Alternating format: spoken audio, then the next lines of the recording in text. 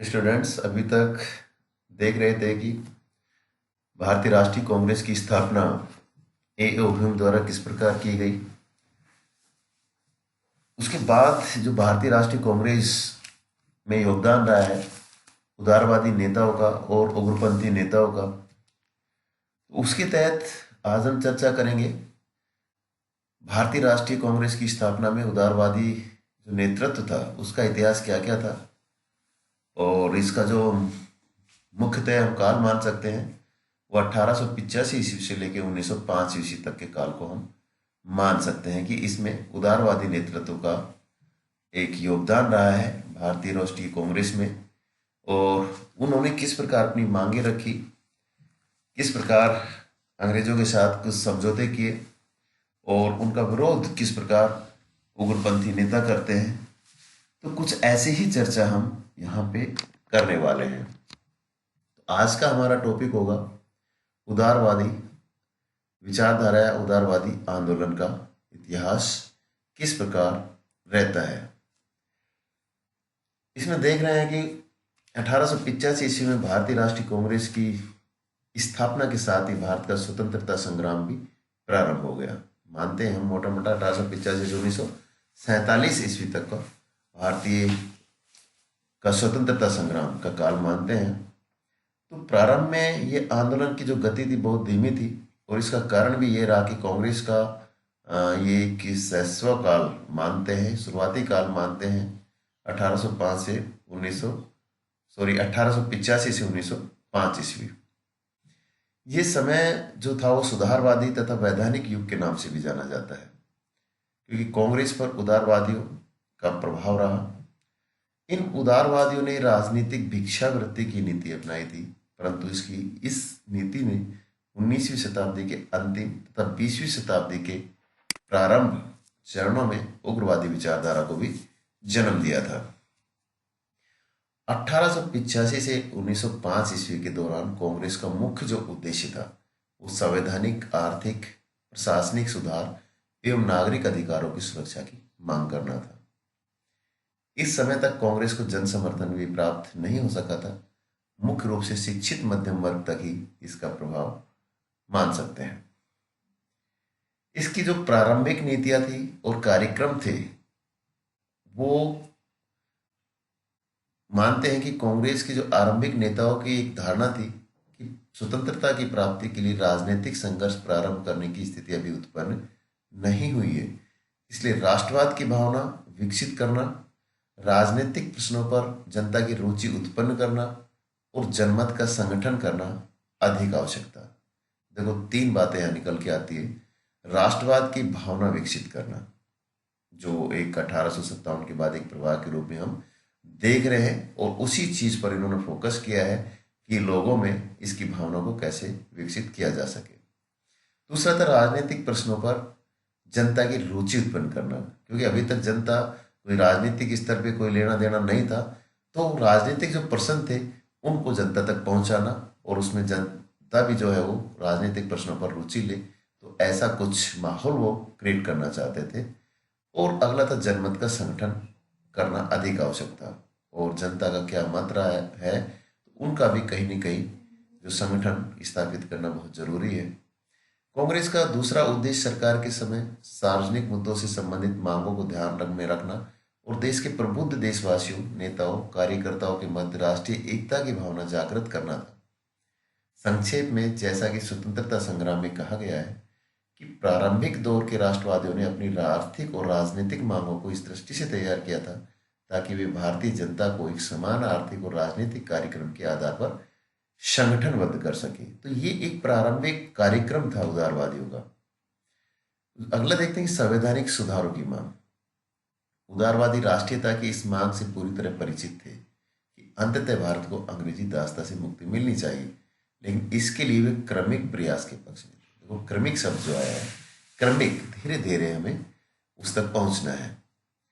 कांग्रेस का जो प्रारंभिक काल था उन्हें यह भी भय था कि खुले रूप से सरकार विरोधी नीतियां अपनाना कांग्रेस के अस्तित्व के लिए भी घातक बन सकता है। अतः उन्होंने इस दिशा में धीरे धीरे प्रयास करने की नीति अपनाई, और इस दिशा में उनकी पहली मांग जो थी विधान परिषदों में सुधार कर उनमें भारतीय जनता को अधिक प्रतिनिधित्व देना, ये मांग उनकी रही है। विधान परिषद के अधिकार में वृद्धि करना, सदस्यों को बजट पर बहस करना एवं प्रशासन को आलोचना करने के अधिकार की भी मांग की गई थी। और इसका एक सकारात्मक परिणाम भी यहाँ निकलता है। 1861 ईस्वी का इंडियन काउंसिल एक्ट में संशोधित किया गया और 1892 ईस्वी में एक नया विधेयक इंडियन काउंसिल एक्ट भी पास किया गया। और इसमें क्या था कि केंद्रीय और प्रांतीय विधायिका की सदस्य संख्या में वृद्धि की गई थी और कुछ सदस्यों का भारतीय द्वारा अप्रत्यक्ष रूप से निर्वाचन करवाने की व्यवस्था भी की गई थी। सदस्यों को बजट पर बहस करने का अधिकार भी मिला था, लेकिन वे उस पर मतदान नहीं कर सकते थे। ये सब 1892 के एक्ट में था। लेकिन ये भी कांग्रेस को संतुष्ट नहीं कर सका और उन्होंने अधिक स्थानों और अधिकारों की भी मांग की। उनकी सबसे महत्वपूर्ण मांग जो थी वो जनकोष पर गैर सरकारी भारतीय नियंत्रण की थी। अमेरिका की ही तरह कांग्रेस ने भी नारा दिया था कि बिना प्रतिनिधित्व के कर नहीं दी। तो ये देखो बहुत महत्वपूर्ण बात थी 1892 के एक्ट की कि no taxation without representation. Congress अपनी इन मांगों द्वारा उच्च और मध्यम वर्ग के हितों को सामने लाना चाहती थी। जन सामान्य या स्त्रियों को मतदान का अधिकार दिलाने की मांग यहां पर नहीं की गई थी। तो ये एक संवैधानिक प्रावधान हम देख सकते हैं कि 1861 में एक संशोधन किया और 1892 में ये सारे संवैधानिक प्रावधान यहाँ किए गए थे। जो कुछ महत्वपूर्ण बातें यहाँ पर निकल के आई है कि बिना प्रतिनिधित्व के कर नहीं और सदस्यों की संख्या को बढ़ाना, बजट पर बहस करना, तो ये सब अच्छी चीजें यहाँ पे निकल के आई। स्वशासन की मांग 20वीं शताब्दी के प्रारंभ में कांग्रेस ने एक महत्वपूर्ण मांग सरकार के समक्ष रखी थी, जिसमें आंदोलन की गति तेज कर दी थी। और ये मांग थी ऑस्ट्रेलिया और कनाडा के ही समान भारत में भी ब्रिटिश साम्राज्य के अंतर्गत स्वशासन की मांग, एक वित्त और विधान दोनों पर भारत का पूर्ण नियंत्रण। इसकी मांग क्रम से दादा भाई नौरोजी 1904 ईस्वी में और गोपाल कृष्ण गोखले ने 1905 ईस्वी में की थी। इन मांग ने राष्ट्रीय आंदोलन को और भी अधिक तीव्र किया। तो स्वशासन की मांग यानी कि ब्रिटिश साम्राज्य के अंतर्गत ही हमें स्वशासन चाहिए। तो सबसे पहले दादा भाई नौरोजी इस बात को उठाता है और फिर कांग्रेस के अधिवेशन में गोपाल कृष्ण गोखले भी इसको रखता है। फिर आगे देखें कि किस प्रकार प्रशासनिक सुधारों की मांग इन लोगों ने की है, क्योंकि प्रशासन में व्याप्त जो भ्रष्टाचार एवं अक्षमता समाप्त करने और दमनकारी नीतियों में परिवर्तन लाने की भी मांग की गई थी। राजनीतिक, आर्थिक और नैतिक आधारों पर उच्च प्रशासनिक पदों के भारतीयकरण की मांग प्रस्तुत की गई थी। इसके साथ साथ कम वेतन पाने वाले भारतीय कर्मचारियों के वेतन वृद्धि की भी मांग यहाँ की गई थी। इस प्रकार पुलिस के दमनकारी और अत्याचारपूर्ण व्यवहार की निंदा कर जनता के प्रति उनका रूप बदलने, न्यायपालिका एवं कार्यपालिका के अधिकारों की पृथक्करण, जूरी के अधिकारों में कमी लाना, शीघ्र न्याय दिलाने की व्यवस्था करना, भारतीयों को शस्त्र रखने का अधिकार देने की मांग को कांग्रेस ने सरकार के समक्ष रखा था। सरकार से यह अनुरोध भी किया गया था कि वे जन कल्याण संबंधी कार्यों की जिम्मेवारी भी अपने ऊपर ले।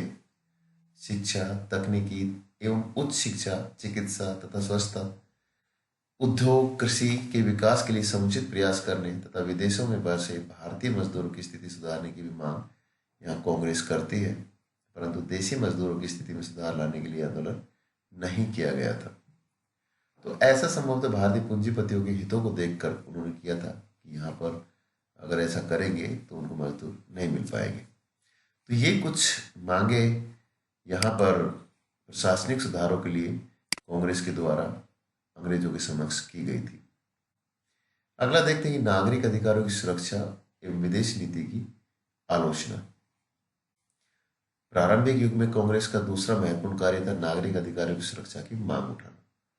भारत में बढ़ते राष्ट्रवादी आंदोलन के प्रभाव को रोकने तथा सरकारी नीतियों की आलोचना से क्षुब्ध होकर अंग्रेजी सरकार इच्छानुसार भारतीयों की विचार अभिव्यक्ति एवं संगठनात्मक कार्यों पर प्रतिबंध लगा देती थी। समाचार पत्र पर सरकारी नीतियों की आलोचना करने के लिए प्रतिबंध भी लगाए गए थे। 1897 ईस्वी में बाल गंगाधर तिलक एवं कई अन्य नेताओं को बंबई सरकार ने उनके द्वारा दिए गए भाषणों एवं लेखों को आधार बनाकर गिरफ्तार किया गया था और फिर तिलक पर राजद्रोह का मुकदमा चलाकर उसको जेल भेज दिया गया था। कुछ लोग एक बार जो पूना के थे नाटू बंधुओं को तो बिना मुकदमा चलाए भारत से निर्वासित कर दिया गया था। इन दमनात्मक कार्रवाइयों से असंतोष इतनी पराकाष्ठा पर पहुंच गया, समूचे देश में आंदोलन हुए जिनमें कांग्रेस ने बहुत महत्वपूर्ण भूमिका निभाई और इसे बाध्य होकर सरकार ने विचार अभिव्यक्ति और प्रेस पर अधिक पाबंदी लगा दी थी तथा पुलिस के अधिकार यहाँ बढ़ा दिए गए थे। इन नए कानूनों द्वारा राष्ट्रवादियों और असामाजिक तत्वों को एक ही दर्जा पर ला दिया था। फलस्वरूप नागरिक अधिकारों की सुरक्षा की मांग बढ़ती गई। अब राष्ट्रीय आंदोलन का एक नया दौर शुरू हुआ जिसने उग्र राष्ट्रवादिता को जन्म दिया था। कांग्रेस ने सरकार की आक्रामक विदेश नीति की भी तीव्र भर्त्सना की। उदाहरण के लिए बर्मा के विलय, अफगानिस्तान पर आक्रमण और पश्चिमोत्तर सीमा नीति की कांग्रेस ने कटु आलोचना की थी, परंतु सरकार पर इसका कोई प्रभाव नहीं पड़ा था। तो ये भी एक कारण रहा। उसके बाद साम्राज्यवाद का आर्थिक विवेचन बहुत इंपॉर्टेंट है, क्योंकि जो प्रारंभिक जो राष्ट्रवादी थे उनकी महत्वपूर्ण काम था कि राजनीतिक जो आर्थिक साम्राज्यवाद का आर्थिक विवेचन था उसका किस प्रकार सामने लाना, और उन्होंने उस वक्त के आर्थिक शोषण के 3 रूपों यानी कि व्यापार, उद्योग और वित्त, इन तीनों पर नजर रखी और वे अच्छी तरह समझ गए थे कि ब्रिटेन के आर्थिक साम्राज्यवाद के पीछे जो शार्प दृष्टि है भारतीय अर्थव्यवस्था को ब्रितानी अर्थव्यवस्था के अधीन रखना। इन राष्ट्रवादियों ने भारत की गरीबी के लिए सरकारी नीतियों को उत्तरदायी माना था। दादा भाई नौरोजी ने अपनी पुस्तक poverty and un-British rule in India में अंग्रेजी साम्राज्यवाद के आर्थिक दुष्परिणामों की विवेचना की थी। सबसे पहले हम इसको मान सकते हैं धन निष्कासन के परिणामों की गंभीरता को देख समझकर राष्ट्रवादियों ने सरकारी आर्थिक नीतियों में बदलाव की भी मांग की थी। और उसमें क्या क्या मांगे रखी थी? जो यहाँ की आर्थिक संपदा थे उनके निष्कासन पर रोक लगाई जाए, किसानों पर करों का बोझ कम किया जाए, विदेशी पूंजी थी भारत में आने पर रोक लगाई जाए और भारतीय उद्योगों को विकसित करना, ये सरकार के समक्ष कुछ मांगे इन उदारवादियों के द्वारा रखी गई थी। कांग्रेस ने बंगाल मजदूरों की अवस्था सुधारने तथा नमक कर समाप्त करने की भी मांग यहाँ की गई थी। और कांग्रेस ने एक महत्वपूर्ण कार्य भी ये किया कि सरकारी आर्थिक नीतियों से परेशान होकर एवं भारतीय उद्योगों को विकसित करने के उद्देश्य से स्वदेशी विचारधारा को भी विकसित किया गया था। खादी पहनने का प्रचलन चल निकला और 1896 ईस्वी में महाराष्ट्र में विदेशी कपड़ों की होली भी जलाई गई। कांग्रेस ने सेना और प्रशासन पर होने वाले अनावश्यक खर्चों में कमी लाने का प्रस्ताव भी रखा। यद्यपि सरकार ने इन आलोचनाओं एवं मांगों पर कोई ध्यान नहीं दिया था, परंतु सरकारी आर्थिक नीतियों की आलोचना कर उसे सबके सामने रखकर कांग्रेस ने राष्ट्रीयता की भावना विकसित करने में भी मदद पहुंचाई। यहाँ पे नेक्स्ट देख सकते हैं कि कांग्रेस की जो कार्य प्रणाली और जन समर्थन का प्रश्न। प्रारंभिक कांग्रेसी नेता थे, उन लोगों ने संवैधानिक सीमा के अंतर्गत रहकर कार्य किया है। अपनी याचिकाएं और स्मरण पत्र पेश कर करके उन्होंने अपनी मांगे रखी थी और साथ ही साथ उन्होंने ब्रिटेन में भी भारत के प्रति जनमत तैयार करने का प्रयास भी किया था। और इसी उद्देश्य से दादा भाई नौरोजी ने 1889 ईस्वी में लंदन में इंडियन नेशनल कांग्रेस की ब्रिटिश कमेटी स्थापित की थी। भारत में कांग्रेस को प्रारंभ में जन समर्थन प्राप्त नहीं हो सका था, क्योंकि इसमें शुरुआती दौर में उच्च और मध्यम वर्ग वाले ही इसकी तरफ आकर्षित हुए थे और जन सामान्य अब राष्ट्रीयता की भावना से प्रभावित नहीं हो सका था। शुरुआती दौर में इनके सामने काफी कठिनाइयां थी, कमजोर था संगठन भी, धन की कमी भी थी और कुछ विरोधी जो भारतीय थे कांग्रेस विरोधी, और सरकार भी इसे समाप्त करने पर कहीं न कहीं तुली हुई थी। इसका हम एग्जाम्पल देख सकते हैं कि 1888 में जो इलाहाबाद कांग्रेस अधिवेशन हुआ था तो उसको असफल बनाने का भी प्रयास किया गया था। सरकार ने आदेश निकालकर सरकारी नौकरों को राजनीतिक संगठनों के लिए पैसे इकट्ठे करने से रोक दिया गया था और सरकार के साथ बनारस के राजा, हैदराबाद के नवाब सर सैयद अहमद खां, दिनसा माचा, इंडियन एसोसिएशन आदि ने भी कांग्रेस को समाप्त करने के उद्देश्य ही सब कुछ किया।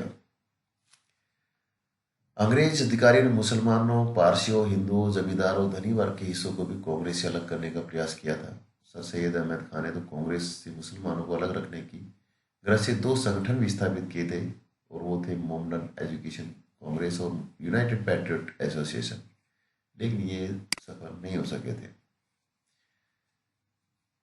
संख्या की दृष्टि से देखते हैं तो काफी कमजोर, धन और शक्ति से भी कमजोर रहा था और लोगों के जो मस्तिष्क और हृदय का प्रतिनिधित्व पूरी तरह से नहीं कर पाया था। नेक्स्ट देखते हैं कि नरम पत्थियों के विरुद्ध एक असंतोष भी बढ़ता जा रहा था कहीं ना कहीं, क्योंकि इन्होंने जो नीति अपनाई थी उनमें कांग्रेस के एक वर्ग के अंदर असंतोष की भावना भर दी थी। सबसे पहले 1893 ईस्वी में अरविंद घोष ने एक हिंदू प्रकाश पत्रिका जो मुंबई से प्रकाशित होती थी उसमें छदम नाम से लेख लिखकर कांग्रेस की आलोचना की थी। उन्होंने कहा था कि मैं तब कांग्रेस के बारे में ये जान कहता हूँ कि उसके लक्ष्य गलत है और उनकी प्राप्ति के लिए वे जिस भावना से चलती है वो ईमानदारी और तहदील की भावना नहीं है। उसने जिन तरीकों को चुना है वे सही तरीके नहीं है। उसने जिन नेताओं में ये विश्वास करती है वे नेता बनने योग्य व्यक्ति नहीं है। संक्षेप में हम इस वक्त उन अंधों की तरह हैं जिनका नेतृत्व अगर अंधे नहीं तो काने जरूर करते हैं। इस प्रकार तिलक, चापेकर बंधु, रविन्द्रनाथ ठाकुर, विवेकानंद स्वामी, श्रद्धानंद इत्यादि ने भी कांग्रेस की उदार नीतियों, वर्गीय हितों, संकुचित भावनाओं, इन सब की आलोचना की थी और इसका फलस्वरूप उदारवादियों और अतिवादियों यानी कि गर्म दल में 1895 ईस्वी से संघर्ष प्रारंभ हो जाता है और तिलक, गोखले, रानाडे के अनुयायियों के बीच झड़पें भी होती है और 1897 ईस्वी में तिलक के समर्थकों ने अमरावती कांग्रेस अधिवेशन के अवसर पर गोखले के विरुद्ध प्रदर्शन भी किया था। 1902 ईस्वी तक कांग्रेस में तिलक, अरविंद घोष, विपिन चंद्र पाल, लाला लाजपत राय ने अपना अच्छा स्थान बना लिया था और उदारवादियों को पीछे छोड़ दिया था। 1905 ईस्वी के बंगाल विभाजन ने कांग्रेस में दरार को बढ़ा दिया और अंततः 1907 ईस्वी में सूरत अधिवेशन के समय कांग्रेस मुख्यतः गर्म दल और नरम दल में कहीं न कहीं विभाजित हो जाता है। तो ये हम मान सकते हैं कि उदारवादियों का शुरुआती प्रयास क्या रहा। उनका मुख्य उद्देश्य यही था कि राष्ट्रीय राजनीतिक जागरण पैदा करना था और उसके साथ साथ भारत के वर्ग विशेष के लिए राजनीतिक अधिकारों की मांग, प्रशासनिक व्यवस्था में परिवर्तन लगने का प्रयास भी किया गया था और वो लोगों नागरिक अधिकारों की सुरक्षा के लिए संघर्ष भी कहीं न कहीं किया था। तो ये सब चीजें थी उदारवादियों की जो योगदान रहा था भारतीय कांग्रेस के बीच में, उसके बारे में यहाँ आपको बताया गया था। Thank you.